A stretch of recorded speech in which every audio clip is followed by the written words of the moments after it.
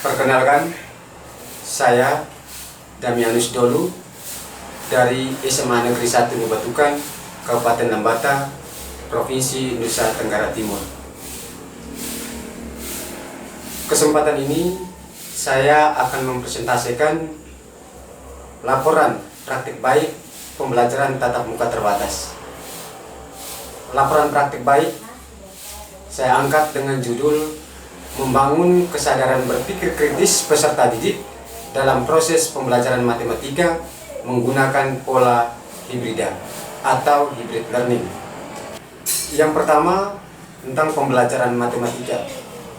Untuk menciptakan pembelajaran matematika yang bermakna pada pembelajaran tatap muka terbatas, terlebih dahulu saya memperhatikan beberapa hal, yakni yang pertama, konsep-konsep disajikan dengan logika matematika sederhana dengan bahasa yang mudah dipahami oleh peserta didik. Yang kedua, menumbuhkan keasikan dalam belajar, rasa ingin tahu, sehingga akan terus mengeksplor serta melakukan investigasi dalam kegiatan belajar dan memecahkan soal-soal dan masalah-masalah dalam materi terkait. Dan yang ketiga, menumbuhkan suasana kesenangan dan keriangan dalam kegiatan pembelajaran. Dan yang keempat, aktif, yaitu pembelajaran yang berpusat pada peserta didik. Poin yang kedua, saya angkat tentang kesadaran, membangun kesadaran berpikir kritis. Membangun kesadaran kritis adalah belajar dari realitas atau pengalaman, tidak menggurui dan dialogis. Peran guru yang lebih tepat untuk membangun kesadaran kritis adalah sebagai fasilitator dan peserta didik sebagai subjek, bukan objek pembelajaran. Dan poin yang ketiga tentang pembelajaran hibrida. Pola pembelajaran hibrida merupakan pola pembelajaran yang mengkombinasikan pertemuan tatap muka dengan pembelajaran berbasis online. Di sini teknologi hadir dalam proses pembelajaran. Nah, ini ada beberapa alasan mengapa saya memilih media video pembelajaran YouTube sebagai solusinya. Adalah yang pertama, pembelajaran tatap muka terbatas di sekolah kami menggunakan sistem double shift dengan kehadiran peserta didik 50% di dalam kelas. Dan yang kedua, jam pelajaran untuk pembelajaran tatap muka terbatas diberlakukan 25 menit untuk 1 jam pelajaran. Dan yang ketiga, setiap shift melaksanakan proses pembelajaran tatap muka sebanyak 3 kali seminggu. Misalnya, shift 1 Senin, Rabu, Jumat, dan shift 2 Selasa, Kamis, Sabtu secara bergantian pada minggu berikutnya. Sehingga satu rencana pembelajaran akan selesai dalam 2 minggu. Nah, alasan yang berikut, saya memilih media video pembelajaran YouTube sebagai solusinya karena di salah satu sisi membiasakan peserta didik untuk mengenal pembelajaran berbasis teknologi informasi. Dan yang kedua, peserta didik bisa mengaksesnya kembali kapan saja untuk kebutuhan pembelajaran selanjutnya. Aktivitas guru, materi video pembelajaran dikirim melalui grup WhatsApp masing-masing paling lambat 1 hari sebelum pembelajaran tatap muka. Di sini peserta didik diminta untuk menganalisis, mengidentifikasi, dan menyelesaikan beberapa penugasan pada konten video pembelajaran. Tugas dari aktivitas siswa yaitu menganalisis konten video untuk menyelesaikan beberapa penugasan pada akhir video pembelajaran.